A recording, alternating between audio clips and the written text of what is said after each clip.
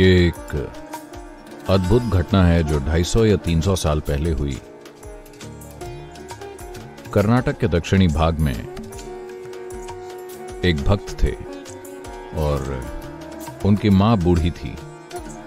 वो काशी जाकर विश्वनाथ की गोद में मरना चाहती थीं, या कहें कि शिव की गोद में मरना चाहती थीं। उन्होंने अपने जीवन में कभी कुछ नहीं मांगा था। ये एक चीज उन्होंने अपने बेटे से मांगी, मुझे काशी ले चलो, मैं बूढ़ी हो रही हूं, मैं वहां जाकर मरना चाहती हूं। तो वो आदमी अपनी बूढ़ी मां को लेकर चलने लगा। तो दक्षिण कर्नाटक से काशी तक जंगलों से होकर जाना एक बहुत लंबी दूरी थी और वो पैदल चल रहे थे। बुढ़ापे की वजह से मां बीमार हो गई, तो उसने उन्हें कंधों पर उठा लिया। उसकी शक्ति खत्म हो रही थी और सिर्फ एक ही तरीका था जिससे वो चलते रहे, वो बस शिव शिव बोलते गए। उन्होंने कहा, क्या मुझे इस काम में असफल मत होने देना। बस एक ही चीज मेरी मां ने मांगी है, मुझे ये पूरी करने दें। मैं उन्हें काशी ले जाना चाहता हूं। हम बस आपके लिए ही वहां आ रहे हैं, मुझे शक्ति दीजिए। तब चलते चलते उन्होंने एक घंटी सुनी, तो उन्हें एक बैलगाड़ी और एक घंटी की आवाज आती सुनाई दी। तब उन्होंने धुंध से आती एक बैल से चलती बैलगाड़ी देखी, जो अजीब है। कर्नाटक में आप अकेला बैल देख सकते हैं, पर आसपास के इस्तेमाल के लिए लंबी दूरी के लिए हमेशा 2 बैल होते हैं। पर जंगल में अकेला बैल अजीब है। पर जब आप थके होते हैं तो इन छोटी चीजों की परवाह नहीं करते। गाड़ी आने पर उन्होंने चालक से विनती की। वो उनका चेहरा नहीं देख सके, धुंध थी और वो खुद को ढके हुए थे। मेरी मां बीमार हैं, क्या हम आपकी गाड़ी में सवारी कर सकते हैं? वैसे भी ये खाली ही है। उस आदमी ने इशारा किया तो वो दोनों चढ़ गए। गाड़ी जंगल के रास्ते से जा रही थी। कुछ समय बाद उन्होंने देखा कि ये कुछ ज्यादा ही सुगम सवारी है। ये उबड़ खाबड़ सवारी नहीं थी जैसा उसे होना चाहिए था। तब उन्होंने देखा पहिए घूम नहीं रहे थे, वो थमे थे और गाड़ी चल रही थी। तब उन्होंने बैल को देखा, बैल बैठा हुआ था और फिर भी गाड़ी चल रही थी। फिर उन्होंने ड्राइवर को देखा, बस चोगा ही था, कोई आदमी नहीं था। उसने अपनी मां की ओर देखा। मां ने कहा, अरे बुद्धू, हम पहुंच गए हैं, कहीं जाने की जरूरत नहीं है, यही जगह है, मुझे जाने दो।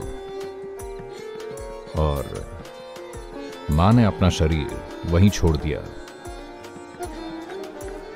बैल, गाड़ी और ड्राइवर गायब हो गए। तब वो आदमी वापस लौट आया। लोगों ने सोचा, ओह, ये अपनी मां को कहीं फेंक कर चला आया है, ये उन्हें काशी नहीं ले गया, ये तो बहुत जल्दी वापस आ गया। उन्होंने कहा, तुमने अपनी मां को कहां फेंक दिया? वो बोले, नहीं, हमें जाना ही नहीं पड़ा, शिव खुद हमारे लिए आए। उन्होंने कहा, बकवास। वो बोले, आप क्या सोचते हैं, इससे फर्क नहीं पड़ता, वो हमारे लिए आए और बस मेरा जीवन रोशन हो उठा है। मैं अपने भीतर ये जानता हूं, आपको नहीं पता तो आप जाने। तब उन्होंने कहा, ठीक है, तो हमें कुछ दिखाओ, किसी तरह हमें दिखाओ कि तुमने शिव को देखा, वो तुम्हारे लिए आए। वो बोले, मैं नहीं जानता, मैंने उन्हें नहीं देखा, मैंने बस एक चोगा देखा, कोई चेहरा नहीं था, कुछ भी नहीं था, वो खाली था। वो बस ऐसे ही बैठे थे। वो ऐसे बैठ गया और अचानक सबने बस उसके कपड़े देखे, वो वहां नहीं था। वो दक्षिण भारत के महान संत बने। वो यहां वहां घूमते रहे। वो जहां भी गए, लोगों ने उन्हें एक खाली चेहरे के रूप में पहचाना।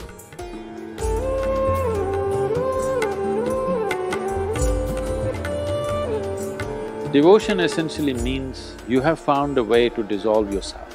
भक्ति मतलब आपको खुद को विलीन करने का एक तरीका मिल गया है, चाहे आपने एक देवता चुना हो या एक आदमी या औरत या बच्चा या अपने जीवन में कोई एक खास लक्ष्य।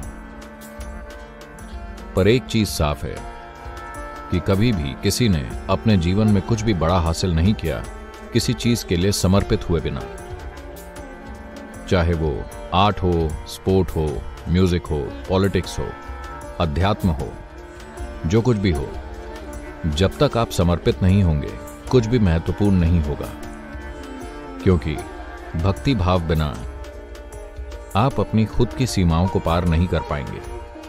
आप किसके लिए समर्पित हैं मायने नहीं रखता। आप चाहे जिसके लिए समर्पित हों, यह आपकी भक्ति का गुण है जो आपको रूपांतरित करेगा। भक्ति के बिना सच्चा रूपांतरण नहीं होता। भक्ति के बिना एक इंसान कभी भी पूरी तरह सशक्त नहीं होगा। हर इंसान को भक्ति अनुभव करनी ही चाहिए और आपको यह समझना चाहिए कि यह कोई धार्मिक प्रक्रिया नहीं है। भक्ति एक ऐसा लव अफेयर है जहां आपके पास चुनाव नहीं है। Yes.